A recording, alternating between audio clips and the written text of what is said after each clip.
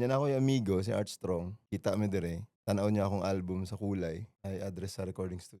So among giadto. Nanoktok mi sa balay. Nanoktok mi. Grabiha na kakuha ni. Kaya among giingon nga maghimo mig demo. Himo mig demo, ngan tawagan nga namo. Kung ganahan mi Oo. or sa So moro to, sagdan na dayon namo.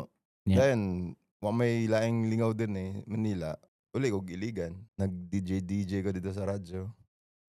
Okay. High school pa gyapon ato. Dayon nanawag man ang Katong Vibe Station. dili nanawag, nagpadala og sulat. Oo. Karaan na. Nagpadala og sulat bay nga Oo. kuan. Dunggan daw nila ang among demo. Ano daw Manila para recording. Katong pag-record ninyo demo, nibayad mo atod yun? Wala. Wala or Himo gipa ra mig sige demo. demo diha.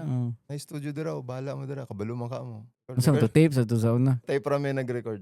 So practice na daan. Oo, nami beat sa tape. Paitiray. Nanas YouTube ron. Ambot lang wala man. Sayang. Mang gatekeep ang good mga old materials god. Mga gatekeeper yung mga kuan.